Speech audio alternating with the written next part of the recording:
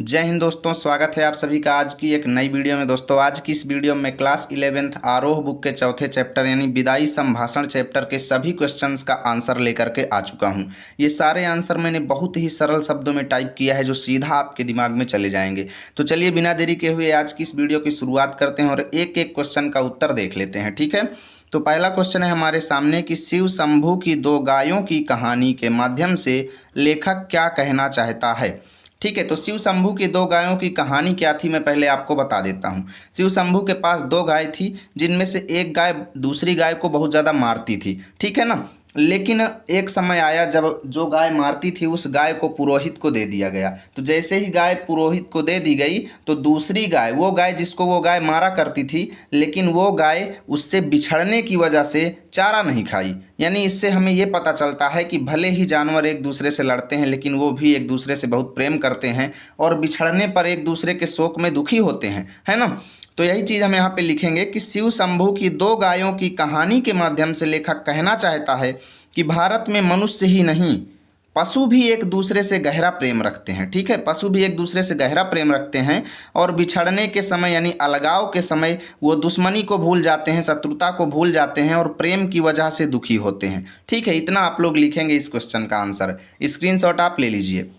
दूसरा प्रश्न है कि 8 करोड़ प्रजा के गिड़गिड़ा कर विच्छेद न करने की प्रार्थना पर आपने जरा भी ध्यान नहीं दिया। यहाँ किस ऐतिहासिक घटना की ओर संकेत किया गया है। देखिए यहाँ पर बंगाल विभाजन की ओर संकेत किया गया है दोस्तों, क्योंकि जब लॉर्ड कर्जन 1905 में बंगाल विभाजन कर रहे थे तो उस समय 8 करोड़ भारतीय लोगों ने उनसे गिड़गिड़ा करके प्रार्थना किया और उनसे कहा कि बंगाल का विच्छेद ना किया जाए, यानी बंगाल का विभाजन ना किया जाए। लेकिन उन्होंने लोगों की मांग पर बिल्कुल भी ध्यान नहीं दिया और वहां पर उन्होंने बंगाल विभाजन कर दिया। ठीक है ना, तो यही चीज़ हम यहाँ पे लिखेंगे कि यहाँ लेखक ने बंगाल विभाजन की घटना की ओर संकेत किया है। 1905 में लॉर्ड कर्जन ने बंगाल प्रांत को दो भागों में विभाजित करने का फैसला किया, जिसे रोकने के लिए बंगाल के लोगों ने बड़े पैमाने पर प्रार्थना किया, लेकिन लॉर्ड कर्जन ने उनकी बात को नहीं सुना। ठीक है, और बंगाल विभाजन कर दिया। इतना आप लोग लिखेंगे, स्क्रीनशॉट आप ले लीजिए। चलिए दोस्तों अब हम देखते हैं तीसरे प्रश्न की ओर। तीसरा प्रश्न है हमारा कि कर्जन को इस्तीफा क्यों देना पड़ गया। देखिए कर्जन एक फौजी व्यक्ति को चाहते थे कि अपने हिसाब से उसको एक अच्छा पद दिला दें, लेकिन ब्रिटिश सरकार ने उनकी इस मांग को ठुकरा दिया और उन्हें ये अनुमति नहीं दिया कि हाँ वो उसको एक अच्छे पद पर बैठा सकें, और इसी वजह से कर्जन क्रोधित हो गए और उन्होंने अपने पद से इस्तीफा दे दिया। तो लिखेंगे कि लॉर्ड कर्जन जो भारत के वायसराय थे वह एक सैन्य अधिकारी को एक विशिष्ट पद पर नियुक्त करवाना चाहते थे, लेकिन हुआ क्या, लेकिन ब्रिटिश सरकार ने उनकी इस बात को नहीं माना और इससे क्रोधित होकर के कर्जन ने अपने पद से इस्तीफा देने का फैसला लिया। इतना आप लोग लिखेंगे।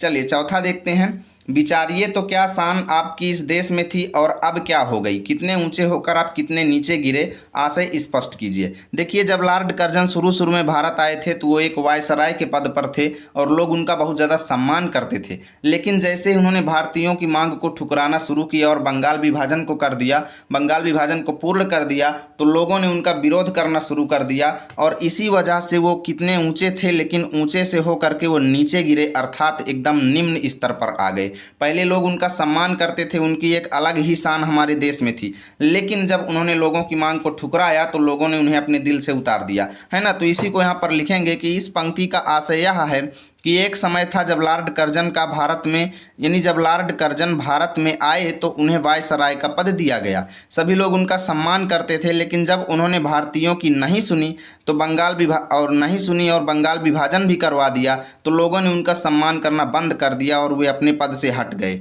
और उनकी शक्ति कम हो गई। इतना आप लोग लिखेंगे। चलिए देखते हैं अगला प्रश्न। अगला प्रश्न है हमारे सामने कि आपके और यहाँ के निवासियों के बीच में कोई तीसरी शक्ति भी है।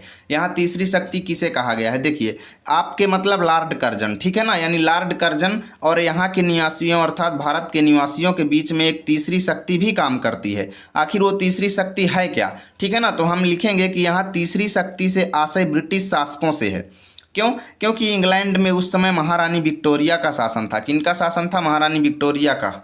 जिसकी वजह से क्या होता था कि भारत में जो भी ब्रिटिश वायसराय नियुक्त हुआ करता था वो महारानी विक्टोरिया के आदेशों का पालन करता था, है ना। तो यहाँ पर लेखक ने कहा है कि लॉर्ड कर्जन जी, आपके और हमारे भारत के निवासियों के बीच में एक तीसरी शक्ति भी है और वो है ब्रिटिश साम्राज्य, क्योंकि उसकी वजह से भारत में नियुक्त ब्रिटिश वायसराय को उनके आदेशों का पालन करना पड़ता था, यानी महारानी विक्टोरिया के आदेशों का पालन करना पड़ता था। चलिए दोस्तों, अब हम देखते हैं पाठ के आसपास के क्वेश्चन, ठीक है ना। इसको भी बहुत अच्छे से समझेंगे।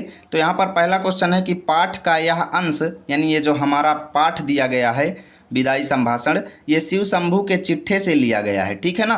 और शिव शंभू नाम की चर्चा पाठ में भी हुई है। तो बाल मुकुंद गुप्त यानी जो राइटर जी हैं, उन्होंने शिव शंभू नाम का उपयोग आखिर क्यों किया होगा, ठीक है ना दोस्तों। तो जनरली सी बात करें, उस समय अंग्रेजों ने एक नियम बनाया था कि कोई भी भारतीय उनके खिलाफ जो है, उनके खिलाफ कोई भी पत्र या कोई भी चीज़ नहीं लिख सकता है, ठीक है ना। और इसलिए लेखक ने सोचा कि अगर मैं अपने नाम से इसे प्रकाशित कर दूंगा तो मेरे नाम कानूनी कार्रवाई हो जाएगी, और इसीलिए उन्होंने शिव शंभू नाम का उपयोग किया। और शिव शंभू नाम एक काल्पनिक नाम था, यानी उन्होंने टेम्परेरी इसको ले लिया था, जबकि ये किसी व्यक्ति का रियल नाम नहीं था, ठीक है ना। तो उत्तर में लिखेंगे कि उस समय ब्रिटिश सरकार की नीतियों की सीधी आलोचना करना मुश्किल था, अर्थात जो वो नियम बनाते थे उसकी हम खुले तरीके से बुराई नहीं कर सकते थे, ठीक है ना। इसलिए लेखक ने क्या किया कि शिव शंभू नाम का उपयोग एक काल्पनिक पात्र के रूप में किया, ठीक है ना, जो ब्रिटिश सरकार की नीतियों पर व्यंग करने यानी मजाक उड़ाने और जनता को जागरूक करने का माध्यम था, ठीक है ना। इतना आप लोग लिखेंगे भाई। चलिए दूसरा प्रश्न देखते हैं। नादिर से भी बढ़कर आपकी जिद है, कर्जन के संदर्भ में क्या आपको यह बात सही लगती है? पक्ष या विपक्ष में तर्क दीजिए। देखिए, नादिर शाह जो थे उन्होंने दिल्ली में कत्लेआम किया था। क्या किया था? कत्लेआम किया था, लेकिन उन्होंने रिक्वेस्ट करने पर उसको बंद कर दिया, ठीक है, कत्लेआम को रोक दिया। लेकिन लॉर्ड कर्जन ने बंगाल विभाजन को किया और इतने ज़्यादा लोगों ने प्रार्थना किया, लेकिन उन्होंने नहीं रोका। इससे स्पष्ट होता है कि लॉर्ड कर्जन नादिर शाह से भी ज़्यादा जिद्दी, ठीक है ना। तो यही चीज़ हमें लिखना है, अपना तर्क देना है। तो लिखेंगे कि नादिर शाह ने दिल्ली में कत्लेआम किया था, लेकिन जब, जिसमें बहुत सारे लोग भी मारे गए थे, लेकिन जब आसिफ जाह ने तलवार गले में डाल करके प्रार्थना की, किसने प्रार्थना की? आसिफ जाह ने, ठीक है ना। इन्होंने अपने गले में तलवार रख करके उनसे प्रार्थना की तो उसने कत्लेआम को रोक दिया था, ठीक है ना। जबकि 8 करोड़ लोगों द्वारा प्रार्थना किए जाने पर भी लॉर्ड कर्जन ने बंगाल विभाजन को नहीं रोका। तो यहीं से स्पष्ट होता है कि लॉर्ड कर्जन नादिर शाह से भी ज़्यादा जिद्दी हैं। इतना आपको उत्तर लिखना है भाई। चलिए तीसरा प्रश्न देखते हैं।